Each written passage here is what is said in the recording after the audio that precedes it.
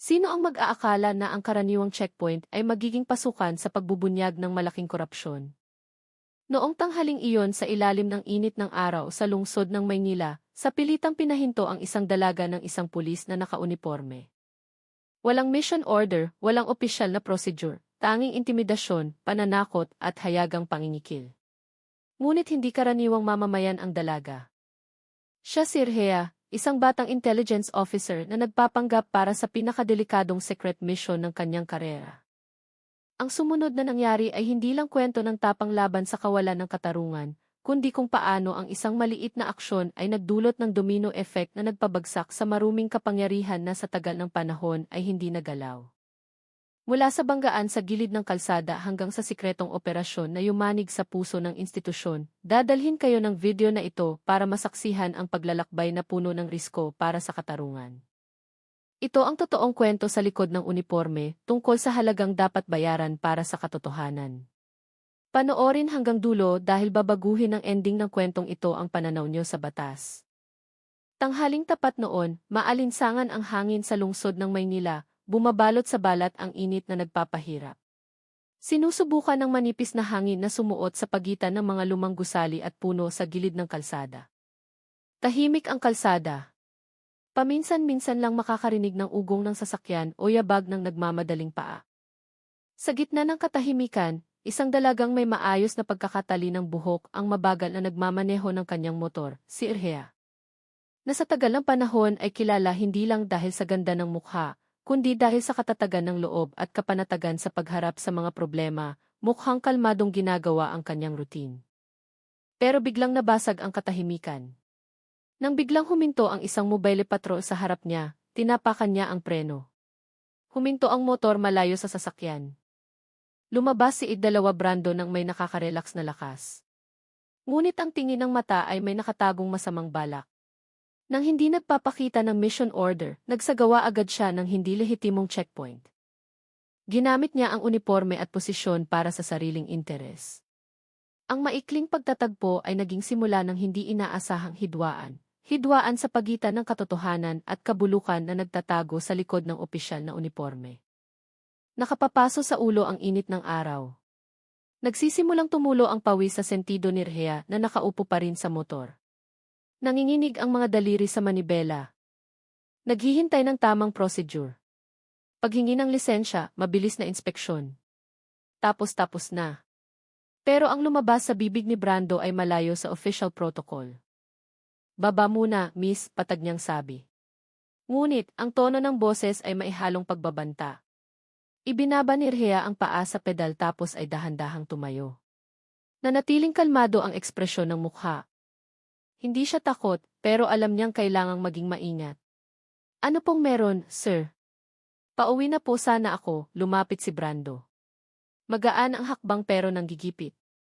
Naka-cross arm sa dibdib. Tapos nagsalita sa tonong kalahating nagbibiro pero nananakot. Kung gusto mong ituloy ang biyahe ngayong araw, magbayad ka muna ng pang-areglo. Ganoon.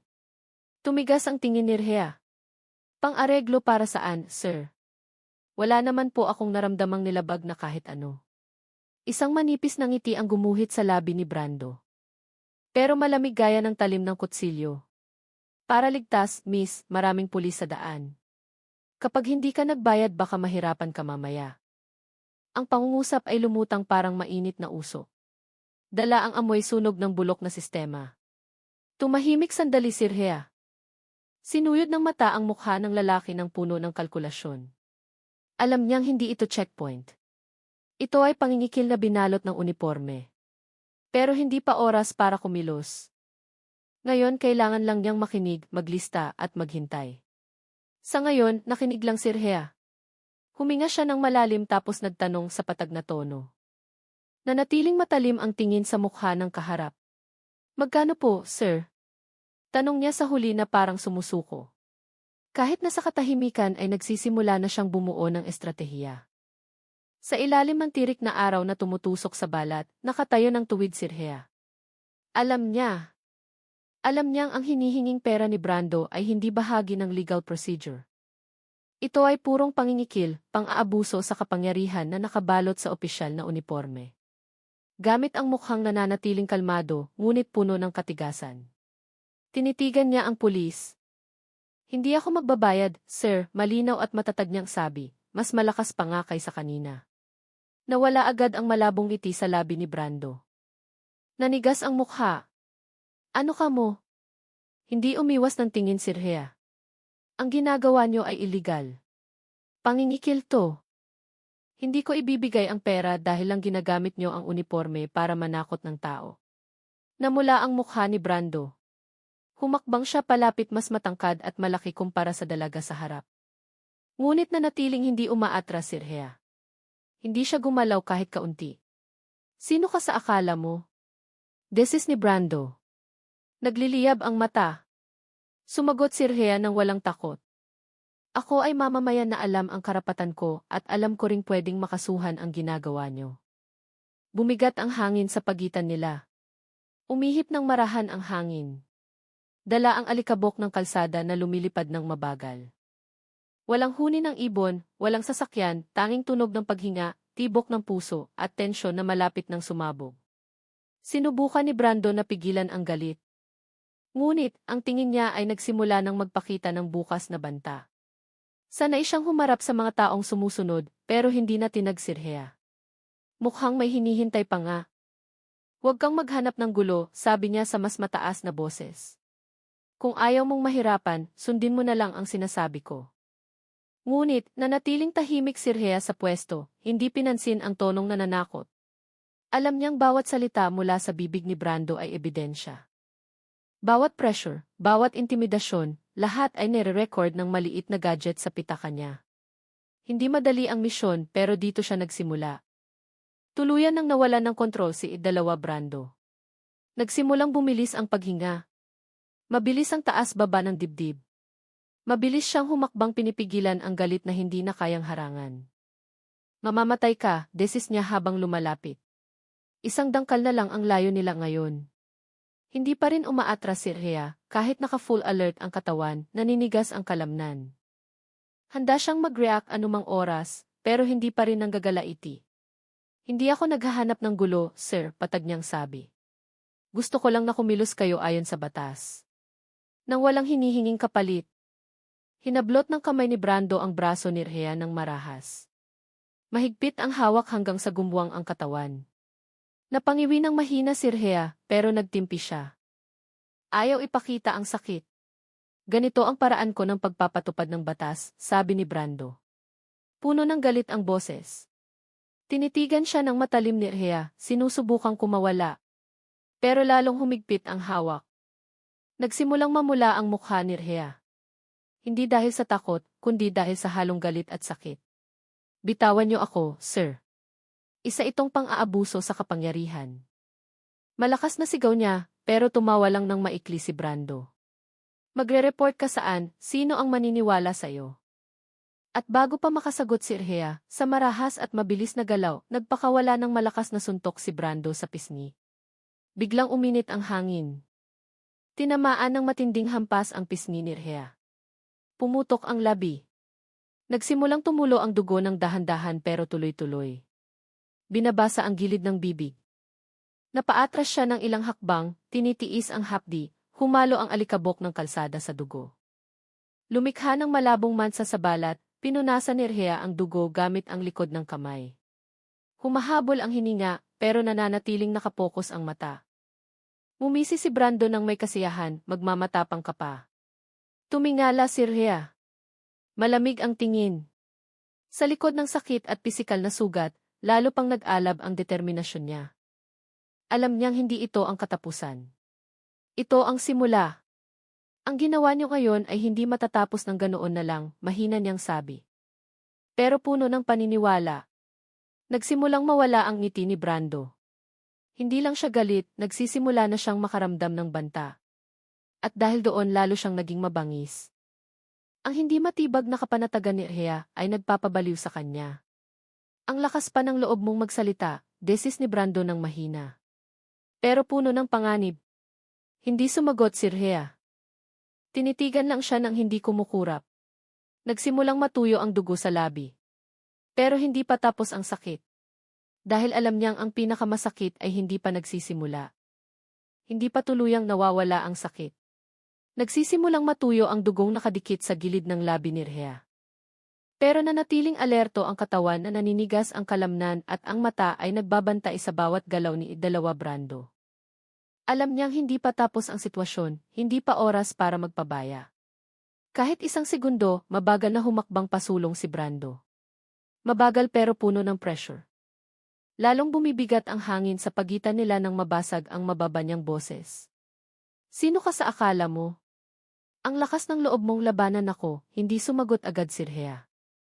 Itinikom niya ang panga na masakit pa rin tapos ay tinitigan ng diretso ang lalaki nang walang takot kahit kaunti. Dumikit sa sentido ang buhok na basa ng pawis. Pero buo pa rin ang tingin ng mata. Karaniwang mamamayan lang ako, sir, patag niyang sabi. Pero tao rin ako. Taong may dangal at kayo ay walang iba kundi isang tiwali na nagpapahiya sa uniforme ng bansa. Malalim ang hiwa ng mga salita at nang walang pasabi. Binunot ni Brando ang service pistol sa biwang. Narinig ang kiskisa ng bakal na bumasag sa hangin na naninigas. Lumikha ng tahimik na sandali na nakabitin sa pagitan ng dalawang hininga. Isa kontrolado, isa puno ng emosyon. Nakatutok na ngayon ang nguso ng baril sa mukha ni Rhea, ilang sentimetro na lang mula sa noo. At sa gitna ng init ng tahimik na kalsada, biglang naging totoong banta ang tensyon. Magmamagaling ka pa, paos na bulong ni Brando.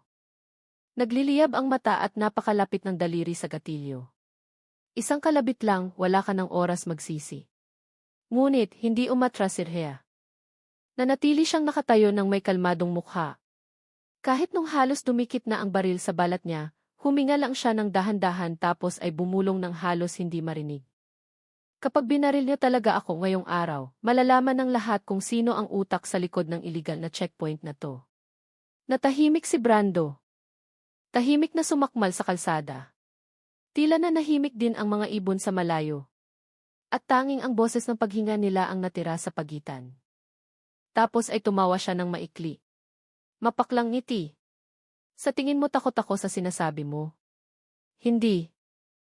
Matapang kayo ng walang preno, pero takot kayo sa taong nag-utos sa inyo na gawin ang lahat ng to. Nanigas ang tingin ni Brando. May pag-aalin lang ang sumingit at iyon ang hinihintay ni Rhea, simula pa lang.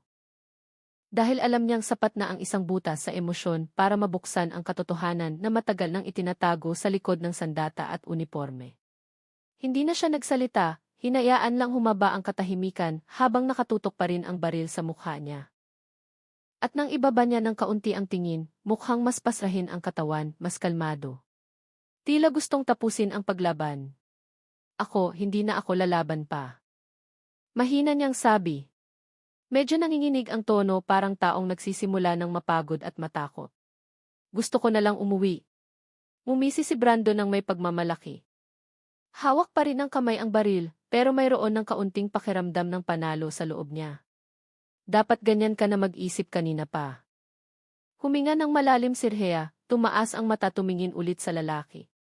Sa pagkakataong ito ay may tonong mukhang inosente. Pero pwede ba akong magtanong ng isang bagay?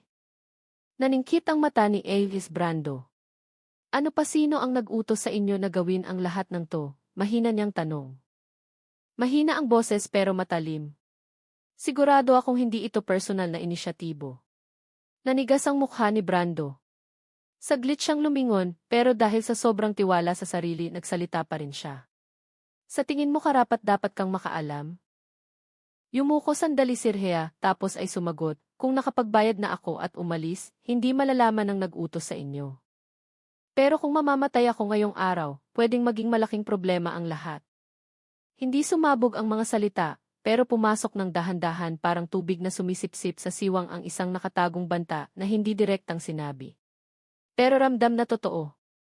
Tumingin si Brando sa paligid sinisigurong walang saksi. At nang tumingin siya ulit kay Rhea, bumaba ang boses sa kalahati. Halos parang bulong. Ang kailangan mo lang malaman ang lahat ng ito ay utos ng taong higit na mas mataas sa iyo. Taong kinatatakutan ng kahit karaniwang pulis. Tumango ng marahan si Rhea tila iniintindi. Ang mata ay nakatutok pa rin sa lalaki. Naiintindihan ko. So sa tagal ng panahon sumusunod kayo sa kanya, ligtas kayo. Tumawa ng mahina si Brando. Hindi sumusunod kundi masunurin. Kapag hindi masunurin tignan mo ang mangyayari sa'yo. Hindi gumanti ng ngiti si Rhea. Hinayaan lang ang katahimikan na bumitin sandali bago nagsabing, so sa tagal ng panahon marami ring pulis na katulad nyo. Umisi ng may kasiyahan si Idalawa Brando. Higit pa sa inaakala mo, lahat ng pera sa checkpoint na ito ay diretso sa taas. Kami ay mga taga-kolekta lang. Bawat salitang lumalabas sa bibig niya ay ginto para kay Rhea sa loob ng maliit na pitaka na nakatago sa likod ng jacket.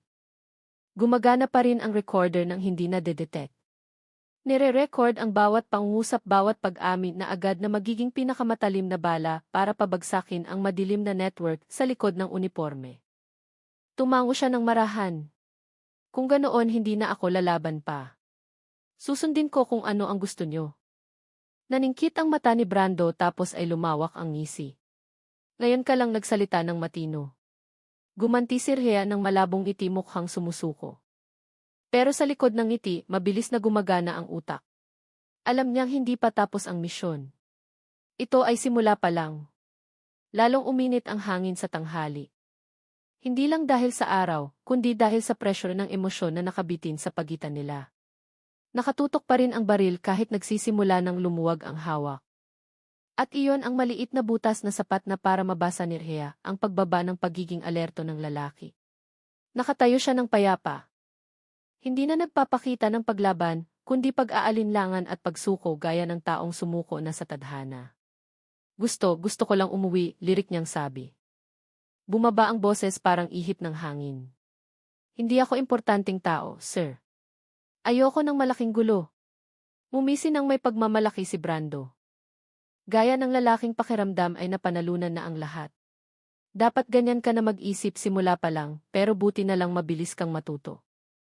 Huminga ng malalim si Rhea, tapos ay dinukot ang pitaka gamit ang mabagal na galaw para makita ng malinaw ni Brando.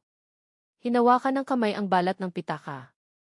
Napindot ng hintuturo ang maliit na parte sa loob, sinisigurong nakabukas pa ang recorder. Sumulyap siya ng mabilisan sa tahimik na kalsada sa malayo. Hindi para maghanap ng tulong, kundi para magbilang ng oras. Haba ng recording, gaano katagal na naipon ang ebidensya? Magkano? Sir, tanong niya. Patag ang tono, walang senyales ng protesta, 500,000. Maikling bulong ni Brando. Para hindi magmukhang mumurahin, hinigpitan ni Rhea ang panga tapos ay inilabas ang mga papel na pera ng dahan-dahan isa-isa gaya ng taong talagang napipilitan. Ito lang ang meron ako. Sabi niya, sana sapat na. Sinalo ni Brando ang pera gamit ang kanang kamay. Samantalang hawak pa rin ng kaliwang kamay ang baril. Binuksan niya ang tupi ng pera ng mabilis, nagbilang gamit ang alertong mata, tapos ay itinago sa loob ng bulsa ng uniforme. Okay, pwede ka nang umalis, sabi niya sa huli, mataas pa rin ang tono. Huwag mong subukang gumawa ng kalokohan ulit. Pwede tayong magkita sa ibang daan. Tumango ng marahan si Rhea. Hindi ko makakalimutan ang araw na to, sir. Pero hindi rin ako magkukwento kahit kanino. Gusto ko lang ng payapang buhay. Tumawa ng maikli si Brando, mapakla at mayabang. Ganyan dapat. Ang karaniwang tao na gaya mo ay dapat alam ang lugar. Huwag kang magkunwaring alam mo ang usapan ng mga nasa itaas. Hindi sumagot si Rhea. Tinitigan lang niya ang lalaki sandali tapos ay tumalikod papunta sa sasakyan. Kalmado ang hakbang. Kahit na sa loob ng dibdib ay kumakabog ng malakas ang puso, sa loob ng pitaka, nakabukas pa rin ang recording device, laman ang kumpletong pag-amin ng isang tiwaling pulis tungkol sa pagkakasangkot ng mataas na opisyal sa illegal checkpoint. Alam niyang hindi ito ang katapusan, kundi simula ng bagay na higit na mas malaki. Umupo si Rhea sa driver's seat. Dahan-dahang gumalaw ang mga daliri sa manibela. Mabagal na umalis ang sasakyan palayo sa pinangyarihan. Pero ang hakbang ay hindi papunta sa bahay, hindi papunta sa ligtas na lugar. Dahil alam niyang bawat segundong lumilipas ay pagkakataon para iligtas ang ebidensya at tapusin ang misyon. Tahimik pa rin ang kalsada ng lungsod, pero mas malamig na ang pakiramdam ng hangin. Siguro dahil gumagapang na ang anino ng hapon o dahil lumipat na ang bigat. Mula sa takot naging estratehiya, nakapokus ang mata sa harap, pero lumipat na ang isip sa isang lugar, special headquarters. Sa loob ng pitaka, buo pa ang voice recording ni dalawa Brando mula sa paghingi ng pera, ananakot gamit ang baril hanggang sa direktang pagbanggit ng pangalan ng mataas na opisyal na hindi nagagalaw sa tagal ng panahon. Ilang minuto ang lumipas sa katahimikan hanggang sa itinaas na niya sa wakas ang cellphone at kinontak ang isang tao. Tapos na ako, sabi niya nang kumonekta ang tawag. Nasa akin ang kumpletong recording. Lahat ng pag-amin ni Brando kasama ang pangalan ng boss niya. Sa kabilang linya, ang boses ng isang lalaking nasa middle age ay narinig na kalmado pero mailakas. Agent Rhea, bumalik ka agad sa headquarters. Hinihintay ka namin. Didiretso na ako dyan, sagot niya. Pero kailangan kong siguraduhin na mananatiling ligtas ang ebidensyang to. Inihanda na namin ang procedure. Huwag kang mag-alala. Sisimulan natin ang analisis pagdating mo. Natapos ang tawag. Huminga ng malalim si Rhea. Bumalik ang tingin sa daan at alam niyang hindi pa nagsisimula ang pinakamalaking hakbang. Raid, pag-aresto at pagbuwag sa corruption network. Lahat ay naghihintay pa pero ngayon hawak na niya ang pangunahing sandata, ebidensya na hindi matututulan. Isang malabong ngiti ang sumilay sa mukha niya. Ramdam pa ang sugat sa kaliwang pisngi. Pero ang sakit na iyon ay hindi na pagdurusa, kundi presyo na kailangang bayaran para sa isang katarungan. Diniinan niya ang apak sa gas ng mas malalim, iniwan ang bakas ng alikabok ng kalsada at anino ng nguso ng baril na muntik ng kumitil sa buhay niya. Ang misyon ko ay hindi tungkol sa paghihiganti, tungkol ito sa katotohanan. At handa na siya, nagsimulang magpakita ng dumating si Rhea sa isang mababang gusali na matatagpuan sa liblib na lugar. Walang sinboard, walang kapansin-pansing bantay, tanging itim na bakal na gate at maliit na kamera na nakatago sa likod ng pader na gawa sa madilim na bato. Iyon ay ang special headquarters ng NAME. Base ng secret operation kung saan talagang naka-assign si Rhea bilang police intelligence agent. Pagkatanggap ng identification code at dahan-dahang pagbukas ng gate, ipinarada ni Rhea ang sasakyan sa inner courtyard tapos ay bumaba ng may kalmadong hakbang. Kahit na iniinda pa ng katawan ang sakit dahil sa suntok ni dalawa Brando kaninang tanghali. Sa loob ng main meeting room, hinihintay na siya ni Major Maya kasama ang dalawang ibang Intel members. Mukhang seryoso ang mukha ng lalaking nasa middle age at ang tingin ng mata ay dumiretso kay Rhea pagpasok niya. Ligtas ka ba? Tanong niya nang walang pasakalye. Tumango si Rhea habang inilalapag ang pitaka sa mesa. Na-record ko ang lahat. Lumapit si Major Maya. Naningkit ang mata. Lahat. Matatag na sumagot si Rhea. Kasama ang pag-amin ni Brando tungkol sa pagkakasangkot ng mataas na opisyal sa likod ng illegal checkpoint na to. Binuksan niya ang pitaka ng maingat, inilabas ang mini recorder na kasing laki ng pusporo, binuksan sa kalmadong galaw, tapos ay inilapag sa gitna ng mesa. Nagsimulang marinig ang boses ni dalawa Brando, banta, pag-amin hanggang sa pagbanggit ng pangalan ng isang mataas na opisyal na kilala sa tagal ng panahon bilang pinakamaimpluwensyang burokrata sa lungsod ng Maynila. Lumipas ang ilang minuto sa katahimikan, tanging boses ng recorder na dumadaloy ng mabagal pero nakakagulat na nagbubunyag ng corruption network na higit na mas malaki kaysa sa inaakala nila. Pagkatapos ng recording, huminga ng malalim si Major Maya at tinitigan si Rhea. Ito ang ebidensyang hinihintay natin. Mahina niyang sabi pero matigas. Gamit ito kaya nating kalagkarin silang lahat sa korte. Tumango si Rhea. Pero kailangan nating bilisan kapag nakaamoy sila ng kung ano pwede nilang alisin ang bakas o tumakas pa. Tumango si Major Maya bilang pagsang-ayon. Bukas ng gabi isasagawa natin ang silent operation. Kukunin natin sila bago pa sila makareact. Tinitigan siya ni Rhea sa mata ng matalim at sigurado. Ako ang mamumuno sa team. Natahimik si Major Maya sandali. Tapos ay ngumiti ng tipid. Alam kong sasabihin mo yan. Nagsimula na ang unang hakbang papunta sa katarungan. At si Rhea kasama ang lahat ng sugat at sakripisyo ay handang sumugod. Nang gabing iyon ang meeting room ng Intelligence Headquarters ay naging Strategy Center. Kung saan ang buong silent operation ay idinisenyo ng detalyado sa pader. Ipinapakita ng malaking screen ang mapa ng lumang bodega sa gilid ng lungsod. Lokasyon ng sikretong pagpupulong sa pagitan ni dalawa Brando at ng mataas na opisyal na nagtatago sa likod ng marangyang posisyon. Nakaupo ang intelligence team palibot sa mesa, kasama si Rhea na nakasuot pa ng long-sleeve jacket para takpan ang pasa sa kamay. Kahit hindi pa ganap na magaling ang katawan, kumikinang ng matalim ang mata, nakapokus sa bawat detalye ng planong tinatalakay. Binuksan ni Major Maya ang meeting sa mababang boses, ngunit puno ng kumpiyansa. Mayroon lang tayong wala pang 24 oras. Karaniwan silang nagkikita sa gabi at ito ang pinakamagandang pagkakataon bago sila makaamoy ng kung ano. Tumango si Rhea. Ayon sa recording, pag-uusapan nila ang hatcha ng kita mula sa illegal checkpoint ngayong buwan. Ibig sabihin, ang lahat ng ebidensya ng transaksyon ng pera ay pag-uusapan din ng diretsyo. Nagtaas ng kamay si Master Sergeant Harry at nagtanong, ilang personnel ang dadalhin natin?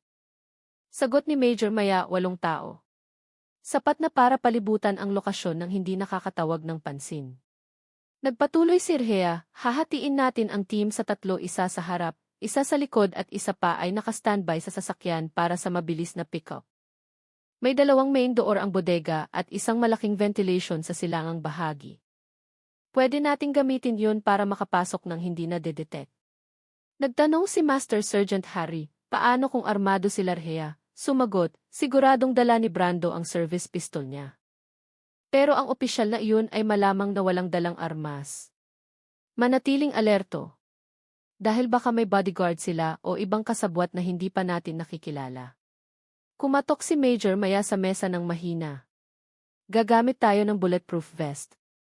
Kailangang malinis ang operasyong to. Walang bala ang papakawalan ng walang pahintulot. Kung pwedeng isecure ng walang karahasan, mas mabuti iyon. Tinitigan ni Rhea ang buong team ng may kumpiyansa, bukas ng umaga magsasagawa tayo ng surveillance, sa gabi isasara natin ang bilog na to. Saglit na tumahimik, na-realize ng bawat miyembro ng team na hindi lang ito basta pag-aresto. Ito ay tungkol sa paglilinis ng institusyon mula sa loob, tungkol sa pagbabalik ng dangal ng uniforme ng bansa na dinungisan. Bumulong si Master Sergeant Harry nang mahina babaguhin nito ang lahat. Umiti ng tipid si Lani. Yun ang layunin natin simula pa lang. Nabuong na ang plano. Handa na ang team. At ang susunod na gabi ay magiging gabi kung kailan hindi na maitatago ang katotohanan.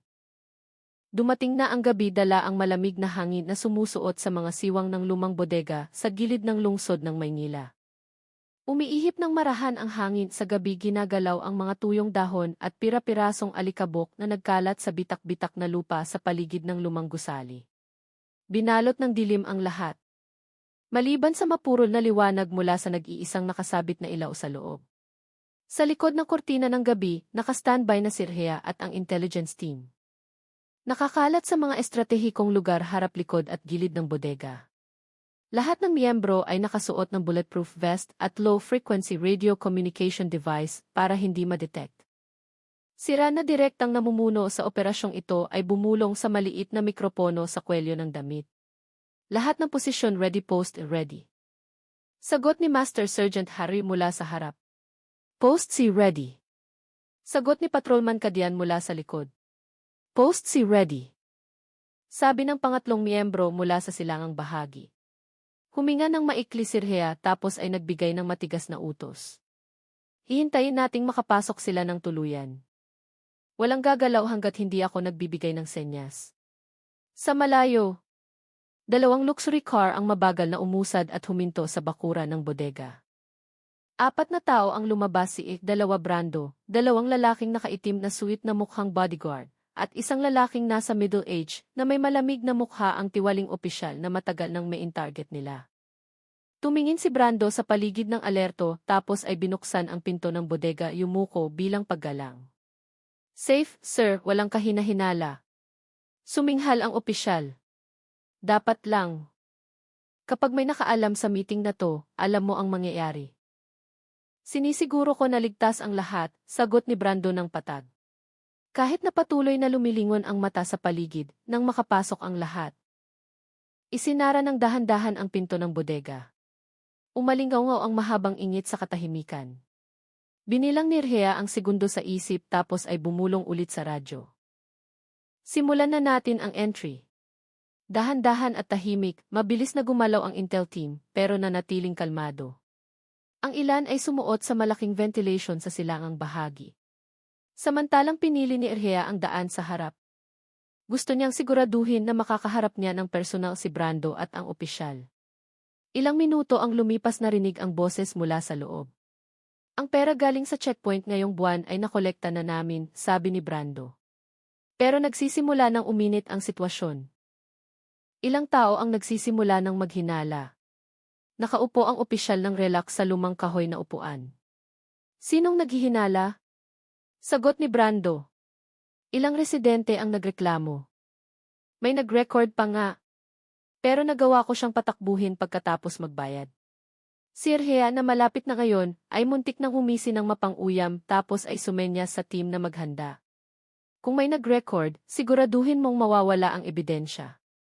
Huwag mong hayaang may matira, sabi ng opisyal. Tapos na, siniguro ko na. Kalmadong sagot ni Brando. Hindi siya banta. Pero bago pa makasagot ang opisyal, narinig ang yabag ng paa mula sa likod ng bodega. Sinabayan ng liwanag ng flashlight na bumasag sa dilim. Pulis, huwag kayong gagalaw na gulat. Nagmadali si Brando na bunutin ang baril sa bulsa. Ngunit bago pa siya makaputok, lumabas na si Rain mula sa harap na nakatutok ang baril sakto sa kanya. Bitawan ang sandata. Dalawa, Brando. Matigas na sabi ni Rhea. Tapos na siguro ang pagpapanggap ko pero ang misyon ko hindi pa.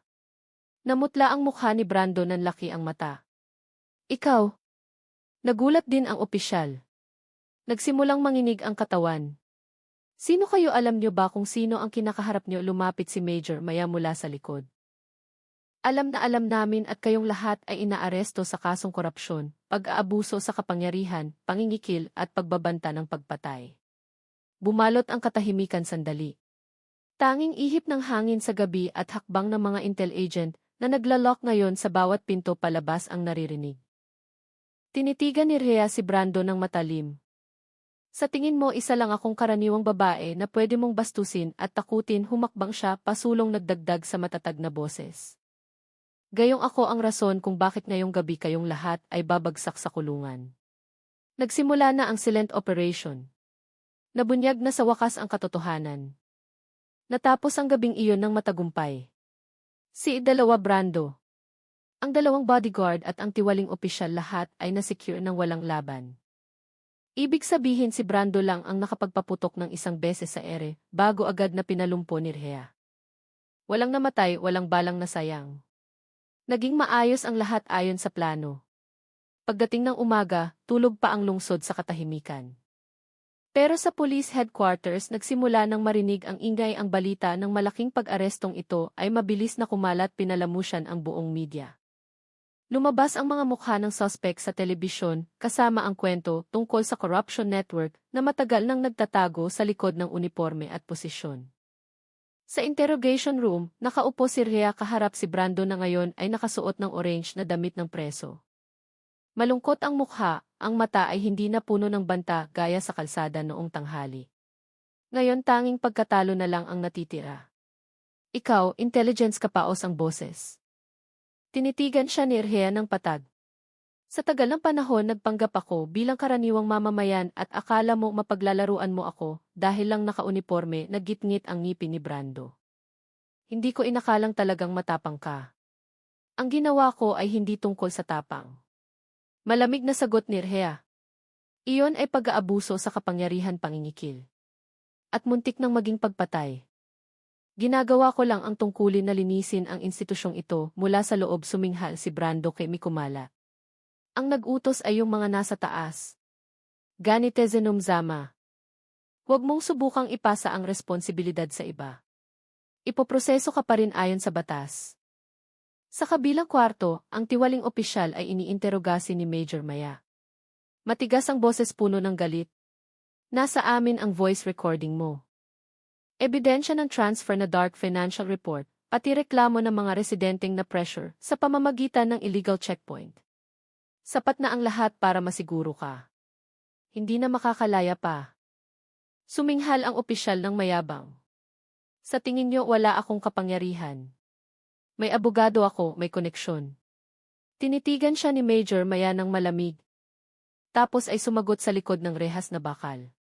Ang lahat ng kakilalang iyan ay hindi makakatulong sa'yo. Ilang oras ang lumipas, nagsimulang lumabas ang pangalan ni Hea sa iba't ibang national news. Inilarawan siya bilang bayani mula sa loob ng institusyon, isang batang opisyal na naglakas loob magpanggap para ibunyag ang corruption network na sumira sa imahe ng pulisya. Nagsimulang mangako ng parangal kahit na para kay Hea mismo. Ang pinakamalaking regalo ay makitang natapos na sa wakas ang mga salari. Nagsimula na ang unang hakbang papunta sa katarungan at ang lungsod ng Maynila ay dahan-dahang bumabangon mula sa anino ng takot. Ang lungsod na dati ay balot ng kawalan ng katiyakan at paghihinala sa institusyon ng batas ay nagsisimula ng magpakita ng pagbabago.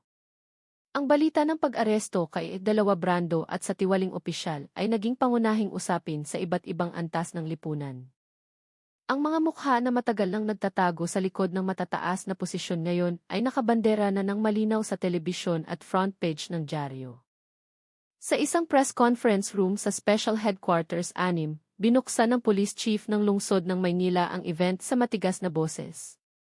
Ngunit puno ng pag-asa, ngayong araw nilinis natin ang malaking mansa na matagal nang dumudungis sa mukha ng ating institusyon. Sabi niya habang nakatingin sa mga reporter gamit ang pagsisikap ng intelligence team at pambihirang dedikasyon ng isa sa ating mga batang opisyal.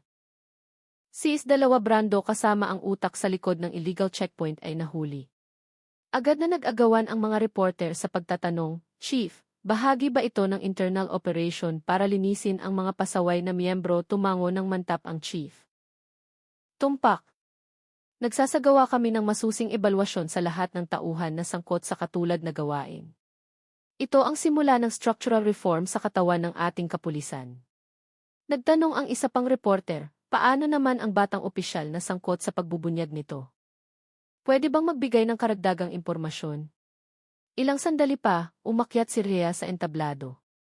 Nakasuot ng kumpletong uniforme, nanatiling kalmado ang tingin ng mata. Kahit na ang peklat dahil sa suntok ni Brando ay malinaw pang nakikita sa mukha niya, sumaludo siya ng maikli sa chief, tapos ay nagsimulang magsalita sa boses na malinaw at matatag. Ginawa ko lang ang tungkulin ko bilang miyembro ng pulisya. Pero hindi ito tungkol sa akin. Tungkol ito sa lahat ng taong naniniwala na dapat manatiling nakatayo ang katarungan. Kahit kailangang magsimula sa loob. Tinitigan niya ang mga naroon sandali tapos ay nagpatuloy, alam namin na ang tiwala ng publiko sa pulis ay nagkalamat. Pero sa araw na ito gusto naming ipakita na ang institusyong ito ay hindi mananahimik lang na makita ang mga tiwaling sumisira sa dangal ng uniforme ng bansa. Pumutok ang spontaneng palakpakan mula sa mga naroon. Pinuno ang kwarto ng kagalakan at bagong pag-asa. Ilang araw pagkatapos, nagsimulang maramdaman ang totoong pagbabago.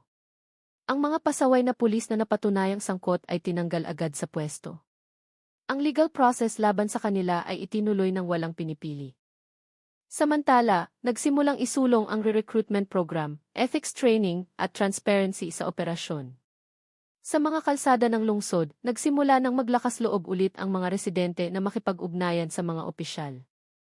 Hindi na nila tinitignan ang pulis bilang banta, kundi nagsisimula na nilang ituring ulit bilang tagapagtanggol at tagapangalaga. Sa mga palengke, sa barangay hall hanggang sa service center publiko, ang relasyon ng residente at pulis ay dahan-dahang bumabalik. Isang matandang babae sa palengke ang nakitang nakangiti nang tulungan siya ng isang batang pulis na buhatin ang pinamili. Dati kapag nakakakita ako ng pulis na dumadaan nagtatago pa ako. Sabi niya sa kapitbahay.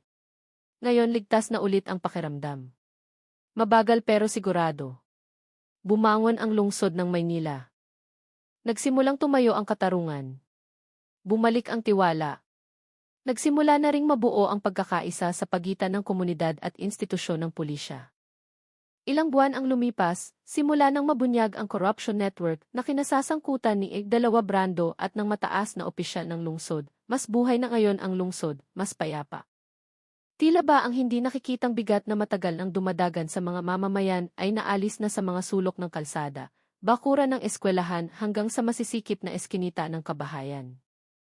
Tumubo ulit ang pakiramdam ng seguridad sa isang malaking bulwagan ng Special Headquarters 6. Kasalukuyang ginaganap ang awarding ceremony. Umugong ang hiyawan at palakpakan ng ang pangalan.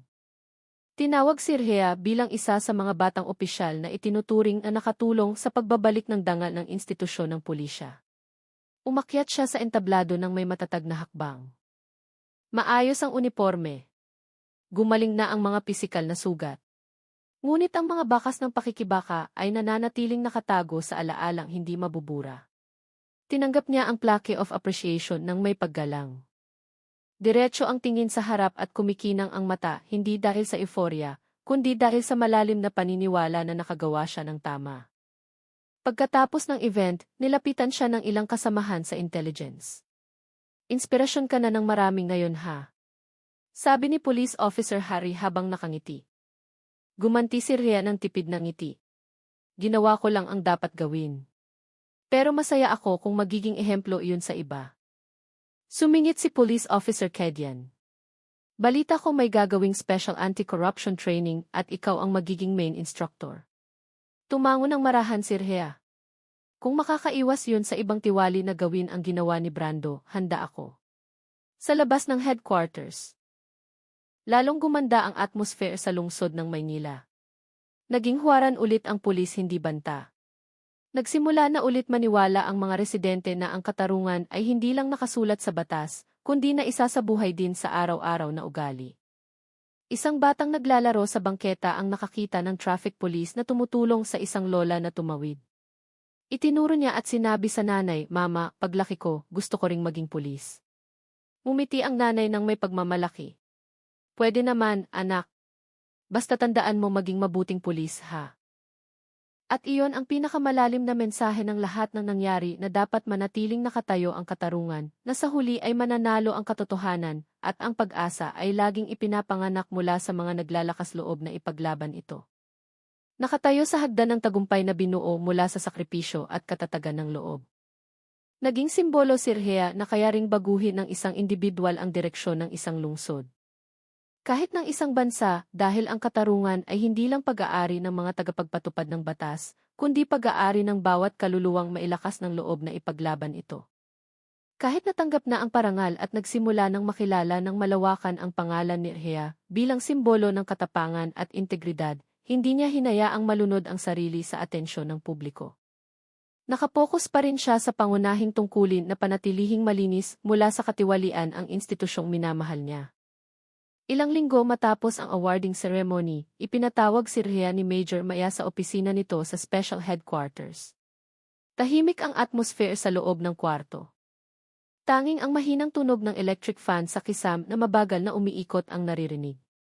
"Maupo ka muna," sabi ni Major Maya habang itinuturo ang upuan sa tapat ng mesa niya. Sumang-ayon si Rhea at umupo ng may relax na ugali, ngunit nananatiling magalang. Tinitigan siya ni Major Maya sandali bago nagsabing, "Siguradong narinig mo na ang tungkol sa plano ng National Anti-Corruption Training." Tumango si Rhea. "Opo, sir. Nakatanggap na rin po ako ng appointment letter bilang isa sa mga instructor." Ngumiti ng tipid si Major Maya. "Penal. At hindi lang basta instructor. Ikaw ang magiging main resource person para sa module ng undercover at dismantling internal corruption networks." Natahimik sandali si Rhea tapos ay nagsabi sa mababang tono, "Handa po ako, sir. Pero sana po hindi lang ito formalidad. Marami pa pong tiwali sa labas na patuloy na sumusubok sumuot sa butas ng batas." Sagot ni Major Maya, "Tama, kaya ka namin pinili.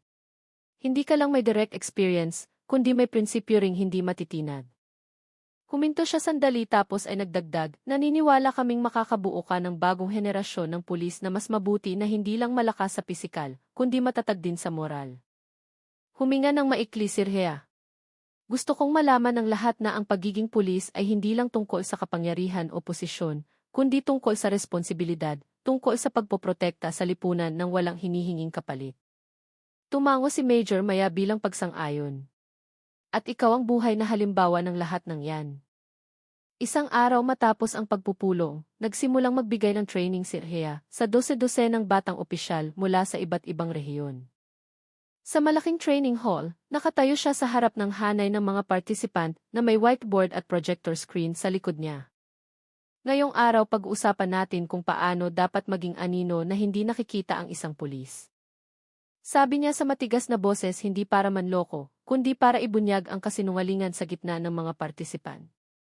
Isang nagtanong, Brigadier Erhea, hindi po ba kayo takot sa risko ng operasyon gaya ng ginawa niyo? Tinitigan siya ni Erhea ng kalmado. Takot.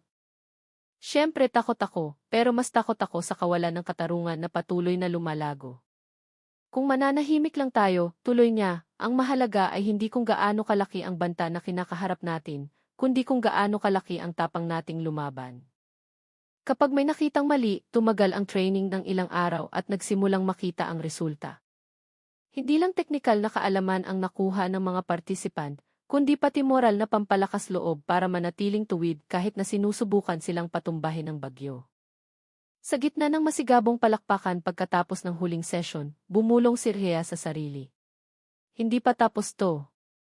Hanggat may mali, hindi pa tapos ang tungkulin ko. At ganoon nga patuloy na humakbang si Erhea bilang bagong mukha ng malinis na kapulisan. Sinisigurong ang asul na uniforme ay magiging simbolo ulit ng tiwala, katatagan at katarungan. Ilang linggo ang lumipas mula noong gabing iyon, dahan-dahang nahanap ulit ng lungsod ng Maynila ang ritmo nito. Hindi dahil naging perpekto na ang lahat, kundi dahil sinindihan ulit ng tapang ng isang tao ang pag-asa na muntik nang mamatay sa maliit na balkonahe ng kanyang kwarto sa quarters. Nakaupo si Erhea mag-isa. Pinagmamasdan ang liwanag ng dapit hapon na sumusuot sa pagitan ng mga gusali. Hinaplos ng hangin sa hapon ang mukha niya nang malambot hindi na nagdadala ng takot gaya noon, kundi kapanatagan at paniniwala na hindi na sayang ang mga hakbang niya. Boses ng mga batang naglalaro sa malayo, tunog ng kampanilya ng nagroronda, at tawa ng mga street vendors na nagsisimula ng maglakas loob magbukas ng pwesto sa bangketa. Lahat ng iyon ay naramdamang parang tahimik na sagot mula sa lipunan. Na kahit hindi madali ang daan papunta sa katarungan, pero hanggat may mga taong pipiliing tumindig, hindi mawawala ang lahat. Pumikit sandali si Erhea. Nawala na ang sugat sa pisngi, pero nanatili ang peklat hindi bilang mapait na alaala, kundi bilang paalala na sa mundong halos tahimik dahil sa kawalan ng pakialam, ang maliit na katapangan ay pwedeng umalingaw ng pinakamalayo. At bumaba ang gabi dala ang pangako ng bagong araw.